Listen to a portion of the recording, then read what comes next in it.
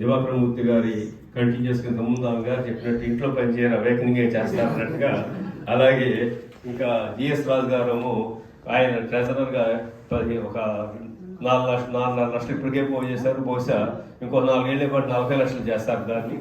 అలాగా ఇట్లాంటి చక్కని ఆదర్శమైనటువంటి వ్యక్తులందరూ కూడా ఉండటం, అందరూ కూడా ఒక భావం మన సొంతది అనే భావంతో రావడం అనేది దీనికి భవిష్యత్తు చాలా బాగుంటుంది. దాంట్లో ఏ రకమైన సందేహం లేదు.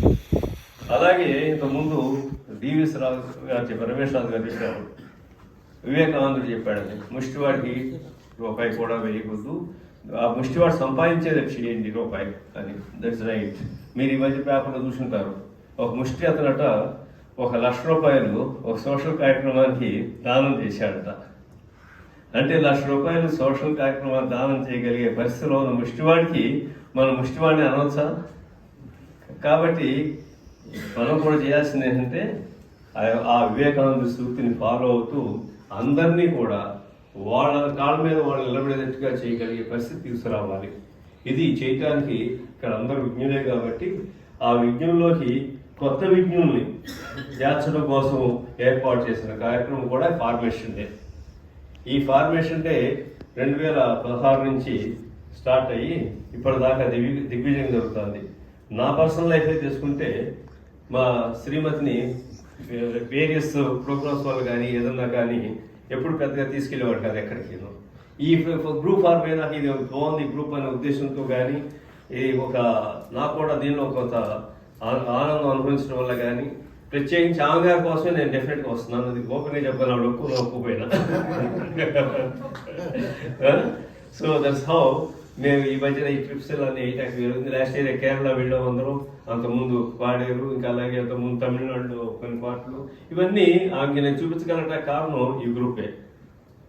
సో అట్లా మీరు కూడా కొత్త మెంబర్స్ కూడా ఆ అనుభూతిని పొందుతారని, ఆ పొందాలని, మీరు కూడా దీనిలో ఉన్న ఒక నిబంధనలు కానీ నిబంధనలన్నీ కూడా చక్కగా పాటిస్తారని. ఎందుకంటే డిఎస్ రాజు గారు పెట్టిన కొత్తలో చాలా ప్రాబ్లమ్స్ వస్తున్నాయి. ఎందుకంటే అందరు బానిసయ్యారు ముందు చెప్పుకున్నాం కదా, ప్రతి ఒక్కరు ముందు ఇమీడియట్ చూడడానికి ఫార్వర్డ్ ఈజీ, అసలు చదవకుండా కూడా ఫార్వర్డ్. అది ఏం లేదో తెలియదు. ఎందుకంటే దీనిలో చాలా ఉన్నాయి. నేను ఎప్పుడు చెప్తుంటా, మా గ్రూప్లో కూడా పడుకుంటుంటా, ఏంటంటే వాకర్స్ గ్రూప్లో చదవకుండా కూడా అసలు ఏం అర్థం లేకుండా కూడా టెక్నాలజీ తెలిసిన వాళ్ళు కూడా దాన్ని పంపించేయటం, తెలిసి చదివి కూడా పంపించేయటం. ఒక ఎగ్జాంపుల్, బెస్ట్ ఎగ్జాంపుల్ చెప్తా ఒకటి, బియ్యం. ఈ మధ్య కూడా చాలా చోట్ల ప్రస్తావిస్తుంది. ప్లాస్టిక్ రైస్ కలిపారు బియ్యంలో, తినమాకండి అని పెద్ద మెసేజ్. దాన్ని BBC వాళ్ళ వరకు కూడా దాన్ని ప్రసారం చేశారు. కానీ దురదృష్టం ఏంటంటే అది ప్లాస్టిక్ రైస్ నిజంగా కలిపితే ఫస్ట్ చూయింగ్లోనే మీకు అది ప్లాస్టిక్ తెలుస్తుంది, నెక్స్ట్ టైం ఇంకోసారి కొనడం.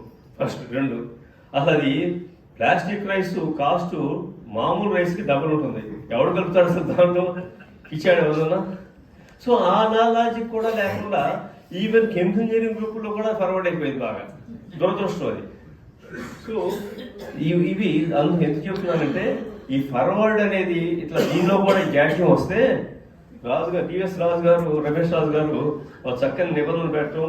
మేము మొట్టమొదటి నేను కూడా బాగా యాక్టివ్గా ఉండేవాడిని, కానీ తర్వాత నేను మరీ అడ్మినిస్ట్రేషన్లో పూర్తిగా దేవైపోయి కుదరలా.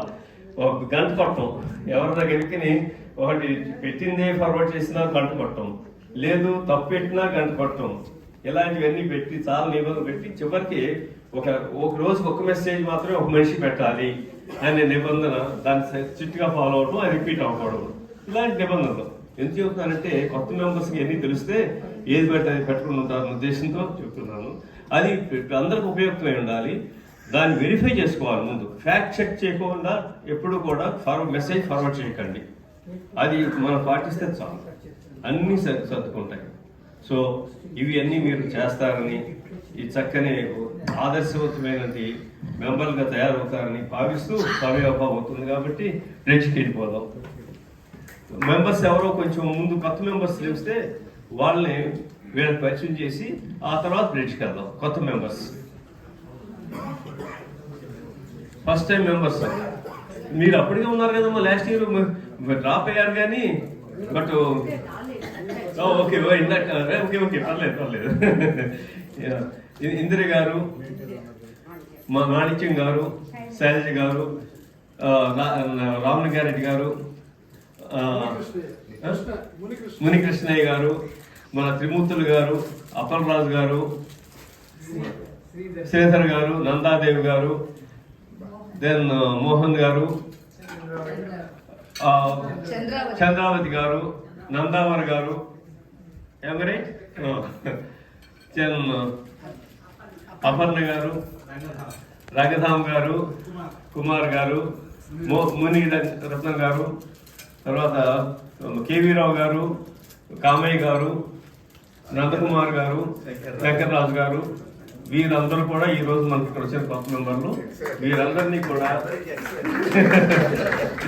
మెంబర్లుగా ఇప్పుడు అయినట్టుగా డిక్లేర్ చేస్తూ మీరందరూ కూడా ఈ ప్లెడ్జ్ తీసుకోవాలని, వారితో పాటు మిగతా మెంబర్స్ కూడా ఈ మనం తీసుకునే ప్లెడ్జ్ ని ఫాలో అవ్వాలని మన రిక్వెస్ట్ చేస్తాను. చేయాల పెట్టి తెలుగులో చెప్పేస్తాను, English. I please repeat your name. Yes, Prasad. Hereby pledge that I, as a member of Awakening Group, follow the rules and regulations of the organization to the utmost sincerity and knowledge of mine, and that I will not violate in any form the responsibilities and duties of the group. I also declare that I will strive hard to work for the benefit of the society and fellow men, and that my knowledge will be shared to awaken the society to its best. Thank you.